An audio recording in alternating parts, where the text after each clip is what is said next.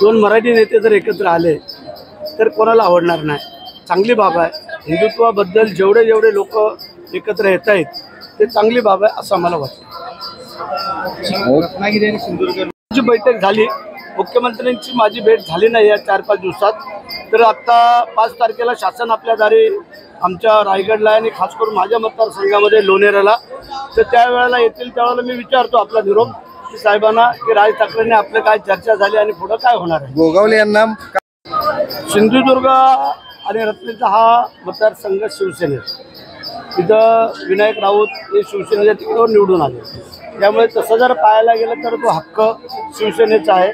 आणि त्यामुळे आमचा भैया सामंत म्हणजे किरण सामंत हा प्रयत्न करतायत आणि वरून जर तिन्ही लोकांनी ठरवून दिलं की हरकत नाही आहे तर ते आम्ही लढू आणि जिंकून पण आणू। रवींद्र चव्हाणांना तयारी करायचं देखील सांगितलेलं आहे भाजप। ते काय अजून आतली गोष्ट आम्हाला माहिती नाही, पण हक्काने जर पाहायला गेलं तर तो शिवसेनेचा मतदारसंघ आहे म्हणून तो आम्ही हक्क सांगतोय।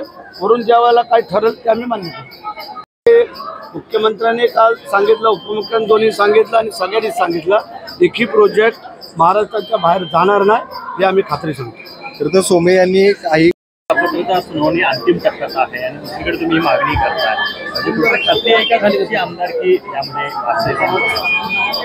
मेरिटप्रमाणे आम्हाला असं वाटतं आणि जे आमची उलट तपासणी झाली त्यामध्ये आम्ही जे काही जबाब दिलेले आहेत त्यामध्ये आम्हाला पूर्ण खात्री वाटते की निर्णय हा आमच्या बाजूने असावा असं मला वाटतं। संजय राऊतांनी पुन्हा एकदा राज्य सरकारवर टीका केली। आता त्याचं जर मर्दांचं आहे तर मग तो आता ज्या वेळेला बोलतोय ते सगळं खोटं ठरतंय। तो जर मर्द असेल तर त्या मर्दाने एकदा तरी काहीतरी चमत्कार करून दाखवावा ना। आता गेले 1.5 वर्षामध्ये त्याच्याकडनं काही चमत्कार झाला नाही आणि पुढेही काय होणार नाही असं आम्हाला पूर्ण खात्री आहे।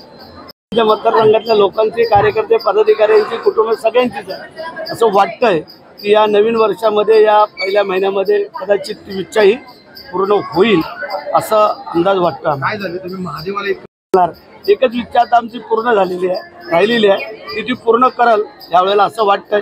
यावेळेला जर आमचा प्रवास अजून लांबला, तुळजाभवानीला यावेळेला गेलो, अक्कलकोटला गेलो, तो आमचं काही पहिलंच वर्ष नाही आहे। गेली आमदारकी म्हणजे 3 टर्म आमची आमदारकी आहे, त्याच्या अगोदरपासून आम्ही इथं सहपरिवार मित्रमंडळीसह येत असतो आणि 31st हे लोक वेगळ्या प्रकारे करतात।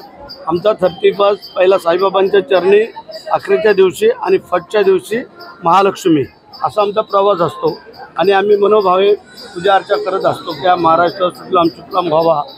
जे आत्ता आपले मुख्यमंत्री आहेत ते चांगलं काम करत आहेत, त्यांच्या हातून चांगली अजून सेवा व्हावी आणि आम्ही ज्या मतदारसंघाची सेवा करतोय 3 वेळेला केलेलं आहे, अजून एकदा इच्छा आहे 4थ्या वेळेला चौकार मारायचा आणि ते आमची मागणी असते।